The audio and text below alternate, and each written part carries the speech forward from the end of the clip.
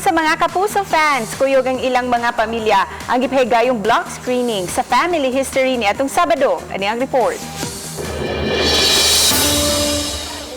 Sayo pa lang puno na ang hallway sa sinihan sud sa usa ka dakong mall dinhi sa Sugbo kay naglinya aron mutan-aw sa blockbuster movie hit nga Family History. Kadaghanan, puros pamilya dala ang ilang mga anak ug mga higala. Graded B ang maong pelikula ug perfect kini alang sa mga teenagers lakip na ang mga bata. Ang ubang nananaw nagpa-picture ug nag-selfie sa photo wall sa Family History nga gimuntal sud sa sinihan. Excited ug daghan gyud sa mga fans ang gusto nang makakita sa pelikula. Ang Family History nagtuyok sa kinabuhi ni Alex nga usa ka creative animator ug niagi og daghang pagsuway og problema sa pamilya. Ang karakter ni Alex gidala ni Michael V nga mausab ang director ug writer sa movie.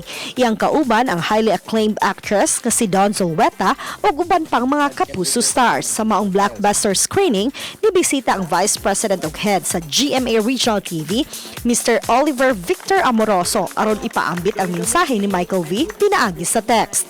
So I just want you to watch the film, and kagaya ko rin, gusto ko siyang panoorin ng 46 times more.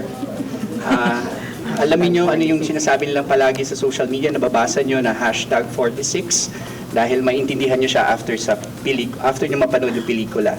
Kining pelikula giproduce sa GMA Pictures kauban ng Mic Test Entertainment.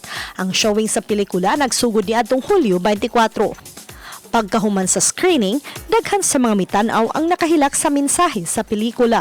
So I can say that Bitoy really did a great job, especially on inserting humor, even if no matter how sad or how heartbreaking the scene was already.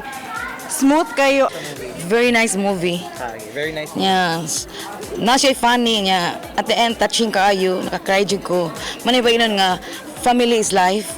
Niya, never judge the book by its cover jud. Chona Carrion, Balitang Bisdak.